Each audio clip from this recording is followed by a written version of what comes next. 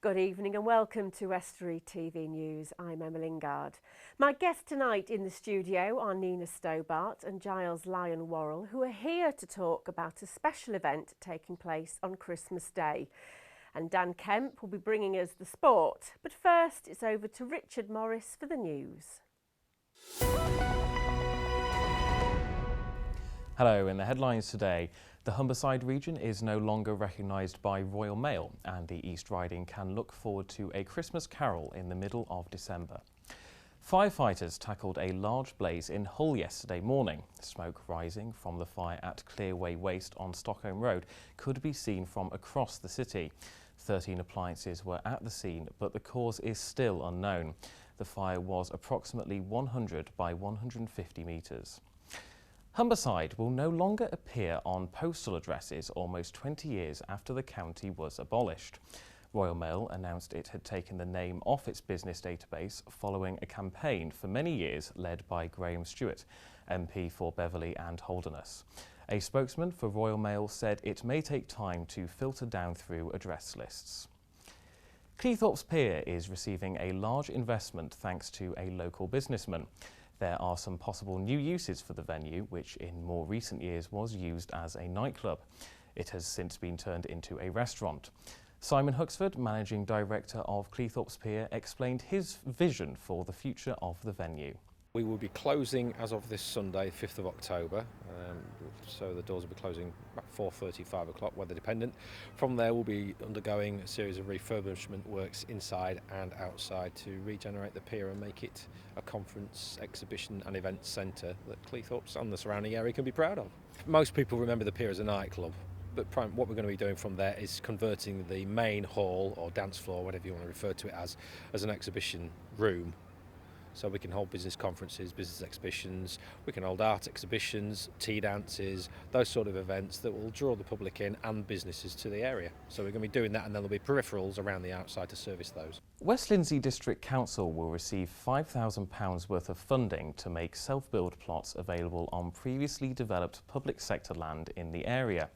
The scheme is part of 11 areas across the country backed by the government, which will help aspiring custom or self-builders to build their own homes. The scheme is called Right to Build and will help more people in building their own properties. People can register their interest with the council, who will then offer suitable serviced plots for them at market value. Hull City Council has appointed the board for the City of Culture Company. 10 positions were chosen from open advertisement or by nomination from key partners. Writer and broadcaster Rosie Millard will be chair of the Culture Company board.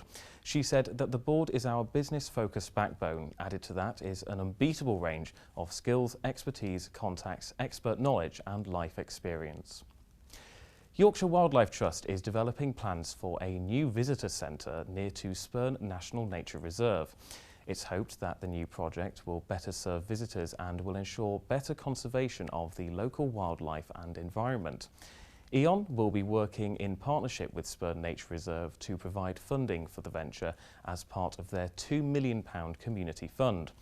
It is hoped that work will start in spring 2015 if planning permission is secured. Eastern Airways has been awarded the Gold Airline of the Year award by the European Regions Airline Association. The airline, which operates out of Humberside Airport, was recognised at an industry award ceremony in Barcelona. Richard Lake, Chief Executive of Eastern Group, said it was a great honour to win for the second time. It last won the gold title in 2007.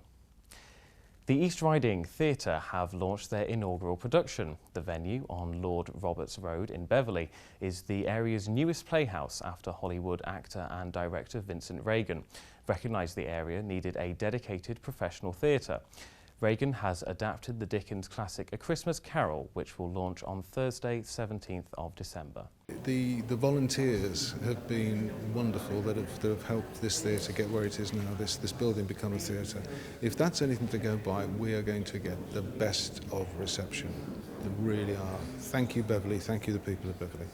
I came here about 17 years ago, after being in London for an awfully long time. So this is now my hometown, and for me, this is any actor who gets involved in a new theatre is very exciting. But in Beverley, which absolutely perfect for a theatre.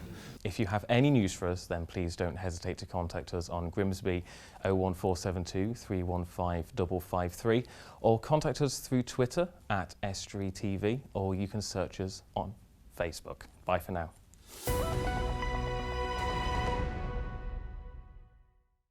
Older people are especially vulnerable to social isolation and loneliness. In England, 51% over 75 live alone and 5 million people only have a television for company. Well, one woman has been inspired to do something about this. Grimsby woman Nina Stobart joins me in the studio with Giles Lyon Worrell because, Nina, you've decided to put on Christmas Day dinner. I have indeed. Hopefully, well, not hopefully, we will be this year putting on Christmas lunch for 80 senior citizens in our area who otherwise would be sat at home alone on Christmas Day, as you say, one of the loneliest times of the year. What inspired you then to put on Christmas dinner for the elderly?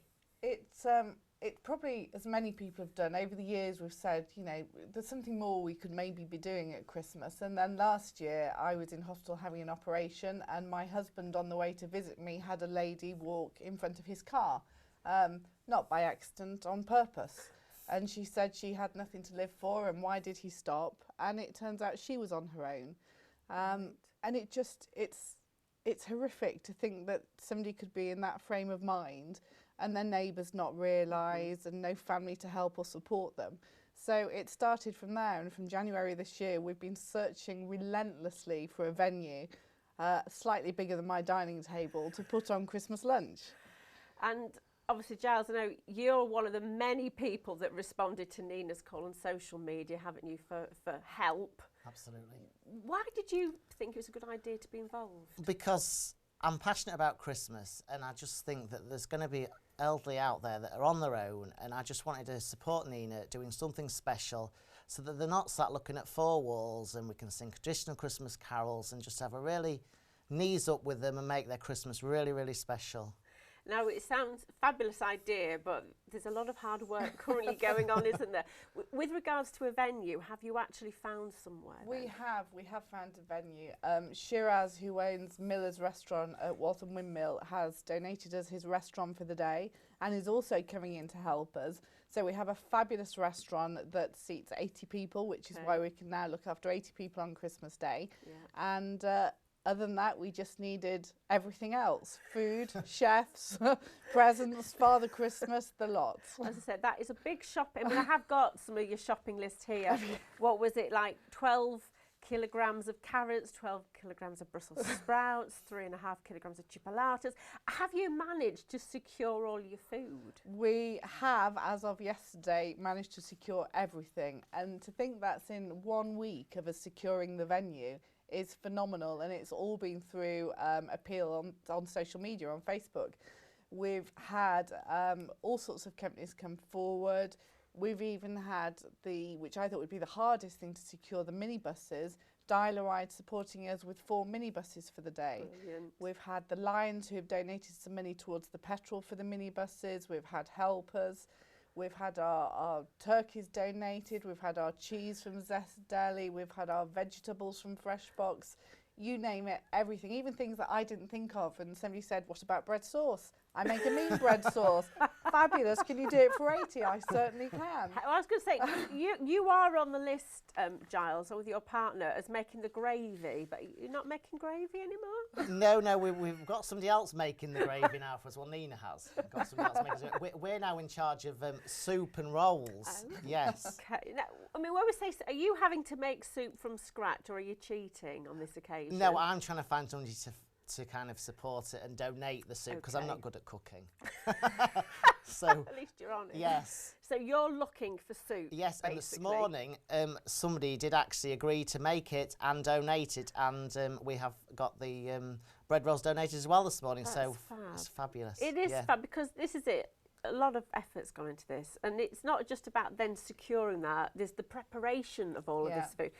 How's that going to happen? There's the preparation, and Giles only got gazumped on the gravy because we suddenly realised, what we have food allergies. So we've now got Right. in fact, the chef at the Oaklands Hotel making us gluten-free gravy, Right. deboning our turkeys for us, doing a gluten-free stuffing and rolling it. So all the little things that you didn't think about Yes. initially, and we thought, well, it's easier to have it all gluten-free than panic at the end that we haven't got anything. It is. And entertainment-wise then? So You've met Giles. Giles? Yes, I'm one You entertainment. joining? And I do believe we've got a choir coming in, and we've Okay. got Father Christmas, and Nina's going to do some singing as well for us, so it's going to work out really well. I mean, is there anything that you desperately want either more help for, or you need people to assist in some way? What do you need? Well, I'm never going to say no to anybody, in all honesty. So yes, we could still do with some more help. We're probably going to need some more drivers on the day to help with the minibuses, and also to partner up with our minibus drivers to go out with their Santa hats on, being very merry and picking up our guests for the day. And they can contact you through your Facebook page, Yep. which is... Not Home Alone at Christmas. Okay, or they can always ring our studios and we can pass that message on. Well, thank you both very much for coming in. Very Thank you. interesting. Thank you. And I hope myself to be there on the day to assist in some way that I can. So good luck with I think that. a few people may have heard you say that, Emma, now. Yeah, that's it now, isn't it? Well, thank you so much, Thank you, Giles Emma. and Nina. Thank you. Well, moving on then, it's over to Dan Kemp for the sport. We have another full programme of football fixtures in the area this weekend. Hull City host Crystal Palace at the KC Stadium tomorrow. First choice goalkeeper Alan McGregor is out of the clash with a shoulder injury and is set to be replaced by veteran Steve Harper. Scunthorpe United host Doncaster Rovers as well. The Scunny Donny derby is often a season highlight for Iron fans, and a win is becoming more and more imperative for the side, who now sit just one place off the bottom of League One. Grimsby Town travel to Dartford in the Conference, and North Ferriby United travel to AFC Fylde in the Conference North. On Grimsby, Mariners Trust Chairman Chris Parker has announced he's leaving his position. Parker has led the Trust for the last 3 years, but his replacement is as yet unknown. The side were also in action on Tuesday evening at home to Southport. They went down 1-0 to a controversial Richard Brodie goal, which had suspicions of offside, meaning they've now dropped back into the bottom half of the table. The Rugby League Heritage Tour has begun, and it started off in Hull. The exhibition charts the history of the sport from its greatest stars to the less well-known women of the game. Historic merchandise, including old shirts, programmes and a fixture card from the first year of the Rugby Football League breakaway from the RFU, are all on display at Hull History Centre until the 23rd of October. Well, it's only from looking at the past that we can learn lessons for the future. So the game has got a fantastic history. It was born out of a class struggle. It's a game about the people. It's the people's history. It's about the communities where Rugby League first started. Hull is very special. Hull, you can't tell the history of rugby without telling the history of Hull, and you can't tell the history of Hull without telling the history of Rugby League.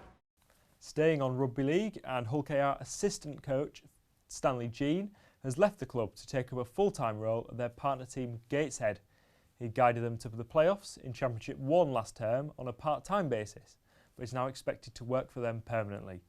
He first joined KR as a player in 1996 and went on to play for Huddersfield, Bradford and Hull FC before returning to Rovers after their promotion to the Super League in 2007. And further rugby news is that Hull FC's 17-year-old winger Callum Lancaster has signed a 3-year contract at the Black and Whites, and Sydney Roosters youngster Curtis Norton has signed a 1-year deal at the KC. The Hull Stingrays are in action this weekend. They host the Dundee Stars on Sunday night at Hull Arena with a 6 o'clock face-off. And finally, the Hull Wasps, the city's top basketball side, start their Division 3 campaign on Saturday.